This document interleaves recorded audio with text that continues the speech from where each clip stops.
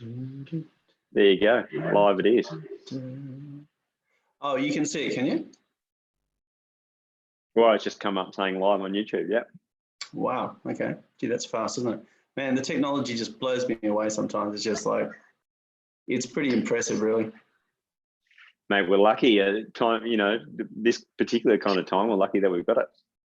Absolutely. Yeah. It's funny. I remember when somebody first asked me to go and Google something and I didn't know what they were talking about. That just shows my age, I think. Oh, God.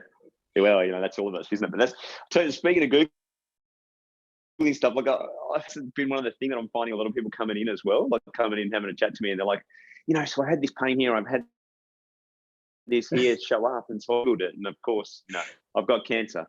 And it's just like, seriously, right. This, like, but in all fairness, like, it's a real thing, particularly because people don't even have people to bounce it off. You know, they're like, gee, I've just got this headache, you know, kind of thing that's going on. And normally you would go to your work, you might tell a couple of colleagues, you might even have a conversation with, and go and see someone. But we're just less likely to do it at these kind of times of hibernation, and so therefore Dr. Google comes in, and that is a bloody trap for young players. And doing that at 3 o'clock in the morning is a really bad idea. It's you're probably not going to come up with the right answer.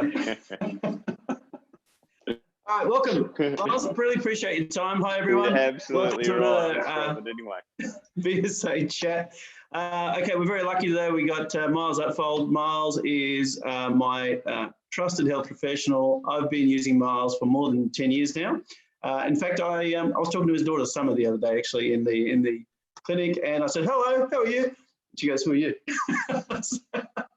I was there when you were born. Anyway, mate, so we've known each other for a long time. That's right. Really appreciate your time. And you are my go-to health professional for pretty much everything, as you know. So it's a bit of a crazy time at the moment, and I thought it'd be wonderful to have you on board. Not only to talk about, you're obviously a chiropractor, but all of the health issues that are so associated with the mental health issues. I mean, I go down to Britannia Park in the afternoon at 4:30, and it's a traffic jam down there. There's dogs, there's cats, there's kids, there's parents walking aimlessly around. And so there's something else is going on in our community. So I thought we'd have a chat and get your views, because I always value what you say. So what are you saying? Thanks, Dan. Yeah, mate. Look, you know, in practice itself, like I feel fortunate that obviously we're an essential service, so that we're still operating, still running, we're still seeing people, and I guess that the health department is kind of looking at that in a couple of ways. One is that they want us to be helping the health of the community, and as primary healthcare practitioners, we can do that, which is great.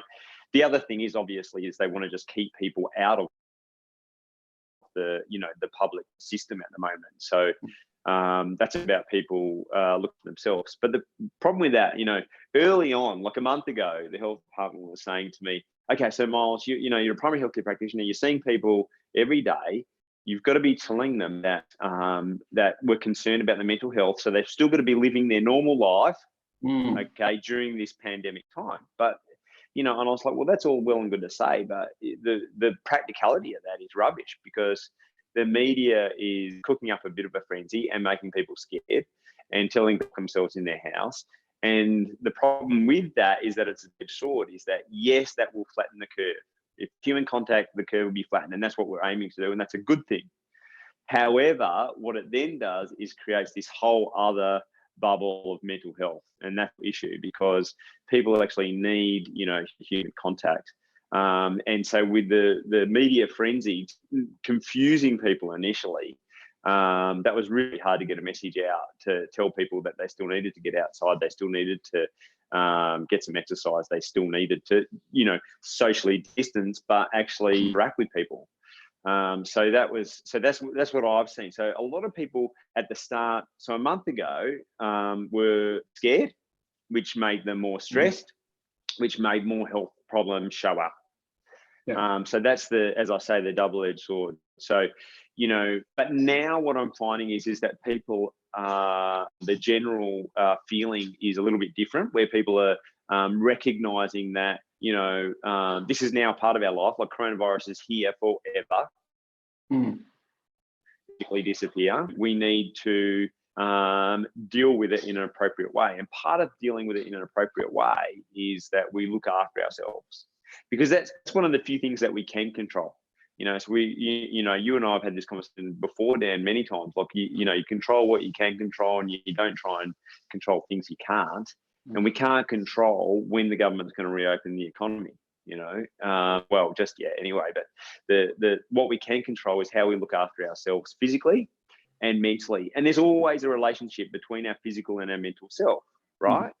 So what we know is that one of the easiest, when I say easiest, I use that term loosely, but most effective, and that you can do it yourself, to deal with depression.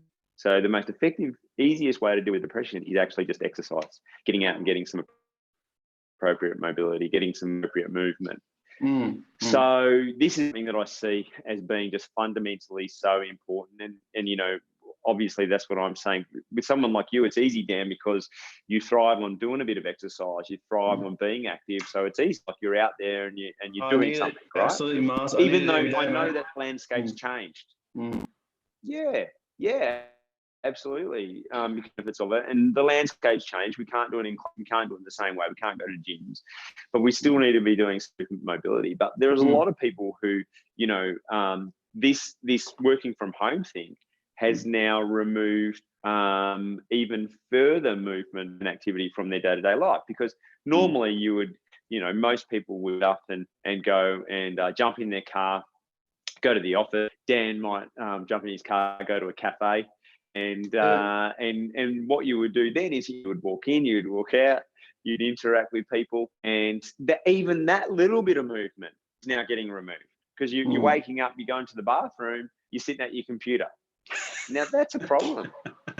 That's right. That's so true, mate.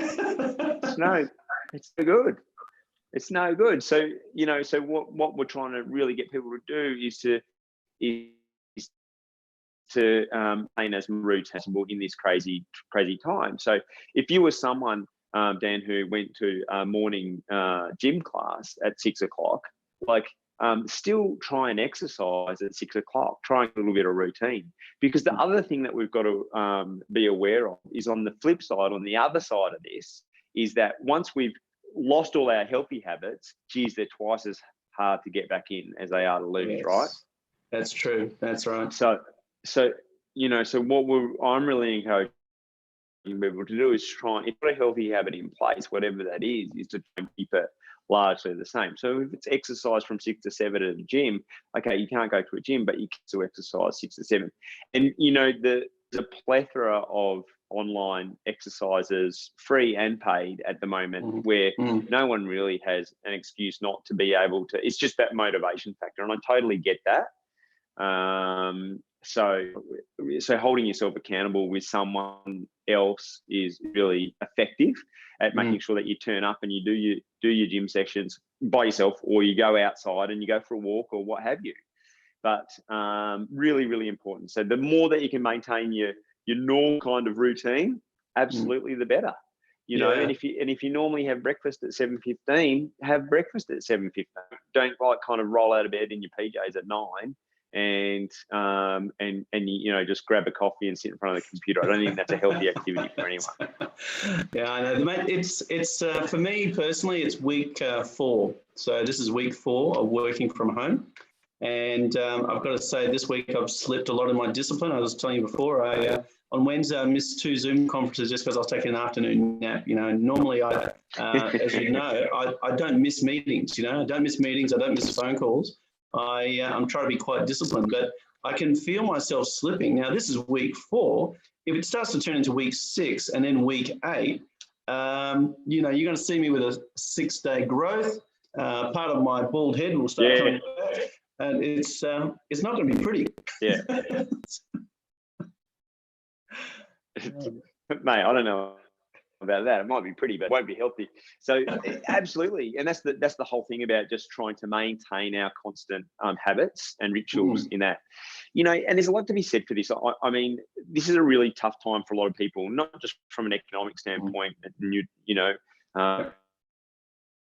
your understanding that is greater than mine, but also the mental health with the social distancing. So, we know if you're looking around from a longevity perspective, okay, so for how long people live, like when you study the experts and you study the blue zones, which is the highest areas around the planet with the highest concentration of centenarians. Now, the common thing in their lifestyles for people being healthy at 100 years old is not just the Mediterranean diet or the fish diet or anything, because the diets with those blue zones are so vastly different. Like there's a place up in the Orkney Island off the top of Scotland, which has got a large concentration of this, and their diet is oats and some fish. Whereas obviously the Greek Mediterranean diet's completely different. So, but what seems to be the common thing is purpose. So people having a purpose.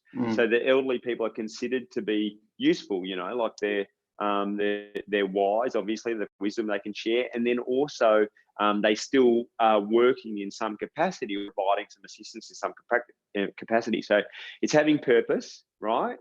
And then on that, it's having social interaction. And these seem to be the commonalities between these healthy communities around the world. And and they're the things that we can lose sight of right at the moment. Because if you are unfortunate enough to be in an industry, say cafe owner, or you have a cafe business, or you work in a cafe, whatever, is obviously that times for those guys. So what we see is a lot of that purpose getting washed out. And like you say, with that decrease in purpose, then you can, you're having morning naps as well as afternoon naps, and, just trying to fill your time. And then also you're decreasing your social interaction. So that is so powerful. And I'm not talking about, breaching guidelines. I think that's crazy. I think that we, absolutely follow the guidelines because they're working and being effective. But I'm saying that you can still, go for a walk, a socially distant walk with someone along the coast or around the park. And there's nothing to stop you from doing that. And it's healthy. You can have many conversations with people. You can connect with technology with people. You can still connect old school and just pick up the phone and call. A human interaction would be really important. Locking yourself in and watching Tiger King from start to finish is not a healthy process. That's not going to. There's no purpose there. There's definitely no healthy interaction. There's one question I'm going to ask you about. I've noticed a level of fear in the community. Everyone's taken this 1.45 meters very seriously, and and there's a certain element of nervousness. I don't know whether you've noticed it around, but you go to the coffee shop and there is, I don't know, people seem to be still quite scared. This idea that COVID-19 is, it's highly infectious. They are focused. Everyone thinks that if you touch someone, you're going to die. I think there needs to be some realism around that. I just find that there's a bit of a community sense of fear, almost a herd fear, if you know what I mean. Yeah, absolutely, I agree. And I feel like, just in my interactions with people in my practice, is that seems to be shifting a little bit, which is very healthy for that to shift, because I feel the media have got a lot to answer for there, and answer do really well, but because people weren't sure how it was transmitted, how you could contract it. All they heard were the fearful stories that people were dying. And so, but what we know is that it is a virus, okay, which means that you can't absorb it through your skin. The whole thing about hand sanitizing, washing your hands, wearing gloves when you're out and about is just so that you don't get the virus onto your hands and then put your hands in your mouth. Okay. Because you have to still breathe in or ingest the virus in order for you to be susceptible. So you can't get it just through skin contact. You could go up and rub yourself against someone with coronavirus and you wouldn't get it. I'm not suggesting that you try and do that. That are corona parties of the future. But anyway, so look, the point there is the point there is that, and that's why what you're doing whenever we're going to places now, which I think this is just a healthy hygiene habit. Walking in, we're sanitizing, we're washing our hands, right? And then what that does is will stop that transmission from any surface. Now, the distance between people is in effect so that if you sneeze or if you can project an airborne virus, okay? Now, that doesn't mean that it just hangs around in the ether and is all around us at all times. That is not the case. It means that it has to be virulent in the lung tissue, and you are coughing up some of the sputum, and the virus will go with that. So if you sneeze on someone or if you cough on someone, so that distance measure is that if you were to A, be infected, and B, to inadvertently cough or sneeze without stopping the projection of that nobody's going to be within the zone to get it anyway. So, but that certainly doesn't mean, like you say, is that, initially when I would go to the supermarket or to pick up a takeaway coffee, I would see people who would be like, it was just kind of head down and no reaction. And it was like almost this suspicious thing, wasn't it? It was like, are they sick? Have they got it? Are they transmitting it? Are they too close to me? Get away from me. Yeah. So,